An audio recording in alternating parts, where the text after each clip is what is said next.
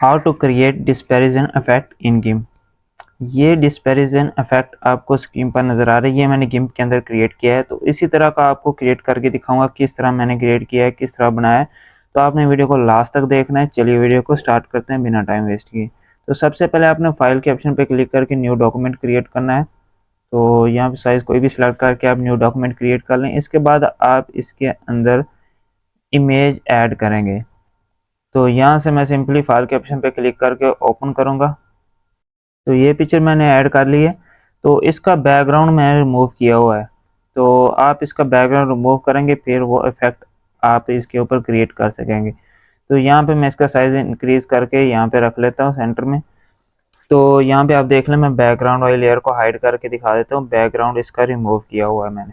तो आप पहले इसका बैकग्राउंड रिमूव करें। अगर आपकी पिक्चर का बैकग्राउंड रिमूव नहीं है तो आप उसका रिमूव करें, उसके बाद फिर ये इफेक्ट इसके ऊपर क्रिएट करें। तो यहाँ पे इस लेयर के ऊपर यहाँ पे क्लिक करके यहाँ लेयर के ऑप्शन पे लेयर टू इमेज साइज़ के ऊपर क्लिक करना है। इसकी जो लेयर की साइज़ था जो वो इमेज के साइज़ के बराबर हो चुका है।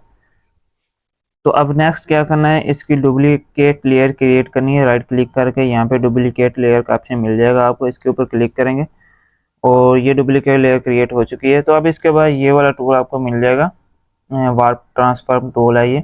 इसके ऊपर क्लिक करके यहाँ पे आपने यहाँ से इसको मैं थोड़ा सा इधर मूव करके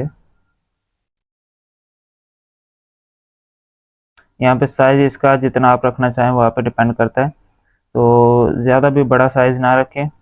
और यहाँ पे हार्डनेस स्ट्रेंथ आप इसकी रख सकते हैं। तो मैंने यहाँ पे 50-50 रखा हुआ है।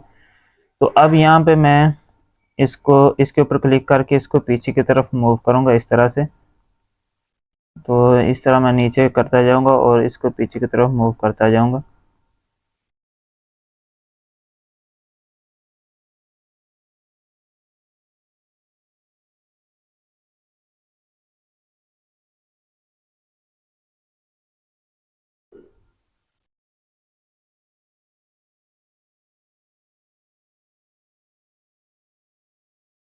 तो इस तरह मैंने इसको पीछे की तरफ इस तरह खींच लिया, मूव कर लिया। तो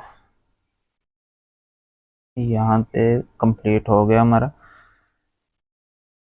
तो अब नेक्स्ट हमने क्या करना है, नेक्स्ट यहाँ पे इसी लेयर के ऊपर राइट क्लिक करके ऐड लेयर मास्क के ऊपर क्लिक करना है और यहाँ पे ब्लैक को सिलेक्ट करना है। तो मैंने यहाँ पे ब्लैक फुल ट्रांसपेरेंसी ऑप्शन को सिलेक्ट किया और इसके ऊपर ऐड कर लिया। तो अब यहाँ पे नीचे वाली लेयर को हाइड कर लेंगे, ये वाली जो लेयर थी। अब इसी लेयर के ऊपर क्लिक करके जो हमने लेयर मास्क क्रिएट की है उसके ऊपर क्लिक करके यहाँ से हम ब्रश टूल को सिलेक्ट करेंगे और इसके बाद यहाँ से ब्रश को साइज कौन सा लेंगे, ये वाला, ये आपको नज़र आ रहा है, ये वाला सिलेक्ट कर लेंगे। और यहाँ से अब यहाँ पे देख लें कहाँ पे हमारी ये पिक्चर है, यहाँ पे। तो इस तरह हम इसके ऊपर, सॉरी यहाँ पे ब्लैक कलर है ना, तो वाइट कलर सेलेक्ट करना है यहाँ पे। अब यहाँ से मैं इसके ऊपर इस तरह से पहले जो सामने जो फेस है उसके ऊपर मैं बिल्कुल इसको क्लियर कर लूँगा। इस तरह से मैं बिल्कुल क्लियर कर लेता हूँ। तो जैसे जैसे मैं पीछे बढ़ता जाऊँगा ये इसका साइज़ में बढ़ा। तो यहाँ तक मैंने इसका जो सामने वाला जो फेस की जगह पे और यहाँ से बिल्कुल इसको क्लियर कर लिया। तो अब इसके बाद यहाँ पे ब्रश के ऊपर राइट क्लिक करके यहाँ से एयर ब्रश टूल को सिलेक्ट करेंगे और अब यहाँ पे इसके ऊपर मैं इस तरह क्लिक क्लिक करके इसके ऊपर इस तरह से करता जाऊँगा।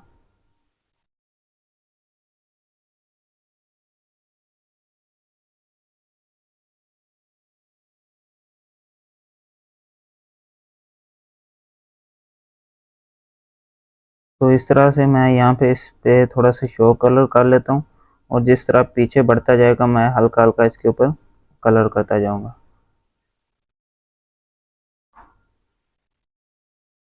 तो ये आपके सामने कंप्लीट हो चुका है।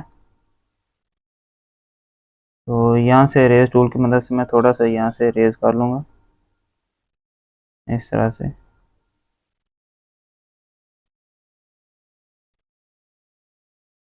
और ये हमारा जो है इफेक्ट कंप्लीट हो चुका है। तो इस तरह से आप डिस्पैरिजन इफेक्ट क्रिएट कर सकते हैं गिम्प का इस्तेमाल करते हुए बिल्कुल फ्री में। तो उम्मीद करता हूँ आपको ये मेरी वीडियो अच्छी लगी होगी। तो अगर मेरी वीडियो आपको अच्छी लगी है तो प्लीज़ वीडियो को लाइक करें, चैनल को सब्सक्राइब करें। तो मिलते हैं नेक्स्ट वीडियो में।